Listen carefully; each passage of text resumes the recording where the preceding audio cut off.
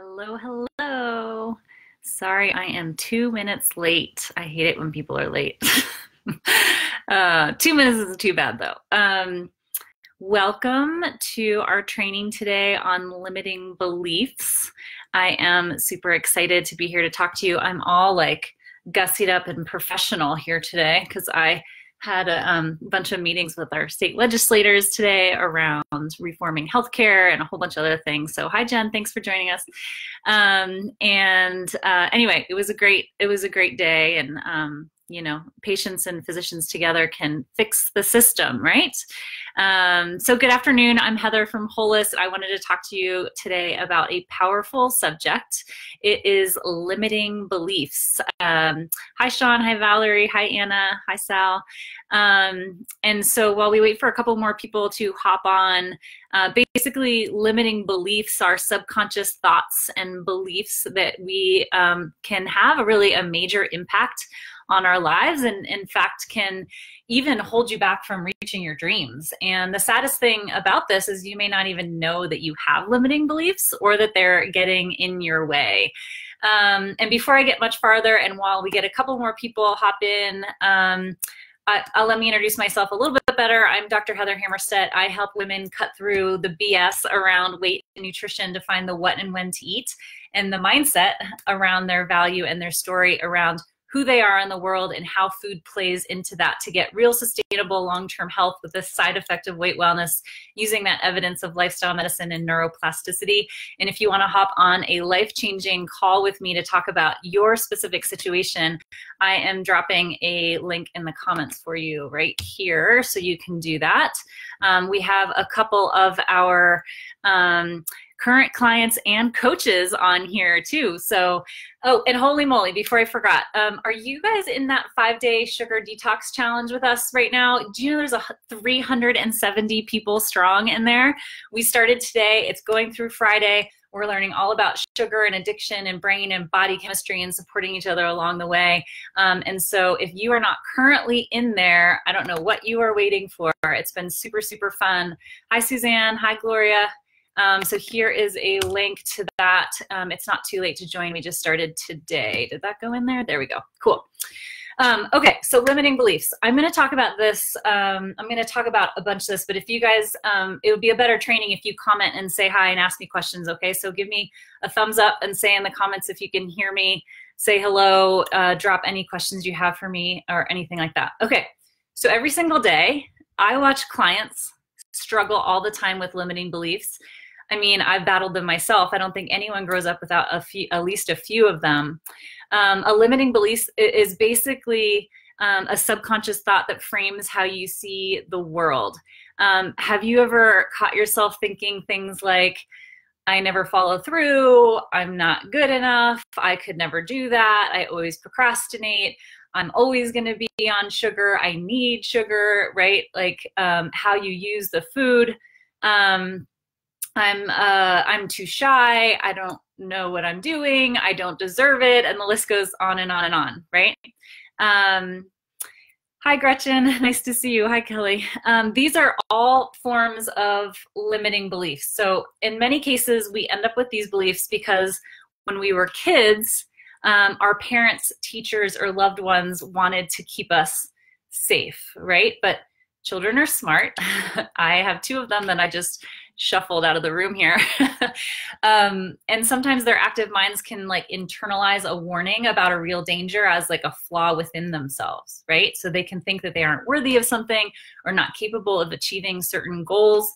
On a very basic level, a common sense warning like don't play in the street can become like the world is dangerous and I could get hurt if I go too far from home. And in time, you might cut back on your adventurousness and then it just becomes like a fact of your life, right? So that's one example. There's some other examples you've heard. Money doesn't grow on trees. It could make you think you're not worthy of abundance or capable of earning a substantial income. So like, why even try? If you struggled with learning new skills or had older brothers and sisters who like to tease you when you tried new things, you might believe you aren't coordinated.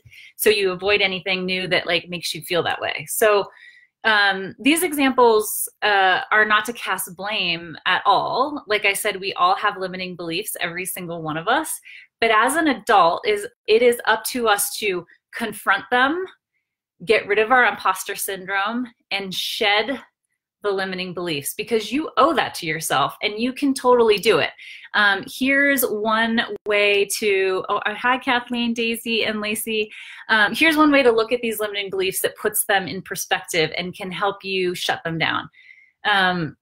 So like I'm on my laptop right now, right? You guys are probably on your phones, but have you ever been using your laptop and noticed it's getting like really slow and bogged down and it makes it like really hard to get anything done? It's really frustrating, right? And then you realize that you've got like way too many browser tabs or like programs open and you haven't restarted your computer in a while. I'm like the worst at that. I have like literally like 30 browser things open and I don't think I've shut my computer off for like a week. Anyway, you haven't updated those apps that you've been meaning to update. Give me a like if that has happened to you guys as well. Hi, Rhonda.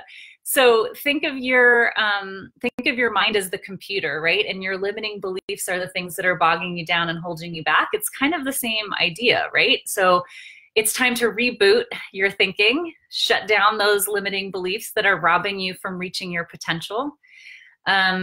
The trickiest part of all this, though, guys, is recognizing your limiting beliefs, especially when they are deeply ingrained, right? Because you could be accepting them as like basic facts of life. Like I had a strategy call today with someone who like really believes that she could never change the way she eats or lose the weight that she needs to lose or get to the power mindset that she deserves to have because of things that have happened to her when she was very young, right? So you think that these are just basic facts. They're not. You could believe that you aren't athletic or you aren't attractive or you aren't lovable.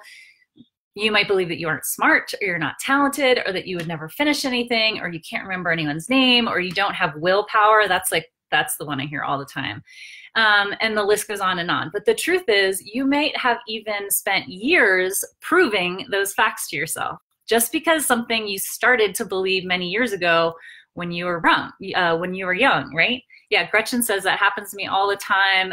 Leslie says, reboot. Yeah, totally. So I'm guessing right now that you can think of at least one limiting belief that you have. And I encourage you to spend a little time reflecting on what those may be for you. Once you've identified the biggest limiting belief holding you back, it's time to get to work to shut it down, okay? So first of all, every time you feel yourself slipping into the thought pattern, you've got to stop yourself. That's an old program that you don't need anymore, and it's time to delete it, right? Because as we talk about all the time in these trainings, you control your thoughts. Your thoughts create your feelings create your actions, and your actions are what gets you your results. You control your thoughts, so you control that entire cascade. If you do that enough, you replace the thoughts with thoughts that serve you and will eventually get you to your goal, even if you're faking it until you become it, and you get those results, then pretty soon you are going to rewire your thought pattern to those new subconscious thoughts that are actually serving you, right? So it's important to acknowledge the thought, to find the thought, to recognize it as false, and then move on. You can even like laugh about it if you want, like, ha, caught you, right? That totally takes away the power of that thought. Hi, Karen, Aaron, Jan, and Virginia. Author and self-development expert Jack Canfield, is that his name? Yeah. Recommends that you come up with a turnaround phrase that's like the opposite of your limiting belief and that you repeat it regularly.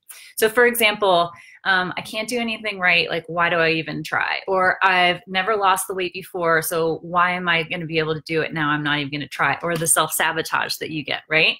So instead, you could list for yourself all of the things that you actually have done right and the successes you've achieved. Does that sound scary to do? We often don't give ourselves the power to be able to talk nice to ourselves, right? So Gretchen says, I put other people's needs before my own and say what I want doesn't matter. Totally. we all, I mean, that's like a that's like a very common thing, especially for us mamas, right? So recognizing the things that you that actually cause those beliefs in the first place, because that will help you start to take away their power over you. I hope this video helps you start to think about those limiting beliefs and overcoming them. This plays such a huge role in your wellness and in your health journey, and taking control over the quality of your life, whether that is personal or whether it is professional.